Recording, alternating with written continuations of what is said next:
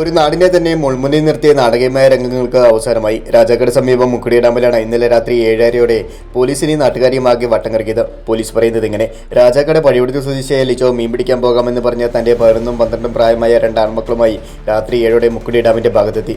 മൂത്ത മകനെ വെള്ളത്തിലേക്ക് ഇടാൻ പിതാവ് ശ്രമിച്ചു. ഇതിനിടയിൽ നിന്നും കുതിറിമാറി ഓടി രക്ഷപ്പെടാൻ അനുജൻ പറഞ്ഞു. പിന്നെ ഓടി അഭയം തേടിയത് ഡാമിലെ ജീവനക്കാരന്റെ അരികിലേക്കായിരുന്നു. പിന്നീട് ഒരു ഓട്ടോറിക്ഷയിൽ കയറി പഴിവിടുത്തിയിലെ വീട്ടിലെത്തി കാര്യങ്ങൾ അറിയിച്ചു. ഈ സമയം ലിജോ ഇളയ മകനുമായി ടണൽ ഭാഗത്തേക്ക് നടന്നു പോകുന്നത് പ്രദേശവാസികൾ കണ്ടു.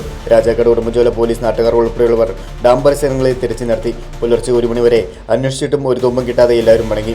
ഈ സമയം ഓട്ടോറിക്ഷയിൽ കയറി രാജകുമാരി ഭാഗത്തേക്ക് പോയിരുന്നു ലിജോയും കുഞ്ഞും. ഇതിനിടയിൽ പല അഭ്യൂഹങ്ങളും വരുന്നു. ഇരുവരും ഡാമിൽ ചാടിയിട്ടുണ്ടാവാമെന്ന നിഗമനത്തിൽ രാവിലെ തൊടുപുഴയിൽ നിന്നും മുങ്ങൽ വിദഗ്ധരും നെടുങ്കണ്ടത്തു നിന്നും ഫയർഫോഴ്സും സ്ഥലത്തെത്തി.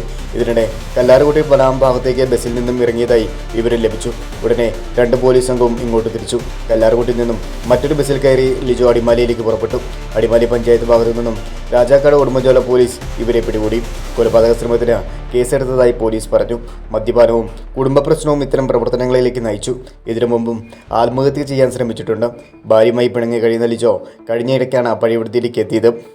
അങ്ങനെ രാജാക്കാട് ഉടുമ്പൻചോല പോലീസ് സ്റ്റേഷനിലെ SI-മാരായ ബെന്നി, ഡിജു, പ്രദീപ്, സുജിത്ത് തുടങ്ങിയ പോലീസ് സംഘത്തിൻ്റെ സംയോജിതമായ ഇടപെടലിൽ ആ കുഞ്ഞു ജീവൻ ഉൾപ്പെടെ രക്ഷപ്പെടുത്താനും മുക്കുടി ഡാമിൽ കുഞ്ഞുമായി ചാടിയിരുന്നോ ഇല്ലയോ എന്ന സംശയങ്ങൾക്ക് ഉത്തരം കിട്ടി. News desk top media, Rajakkad.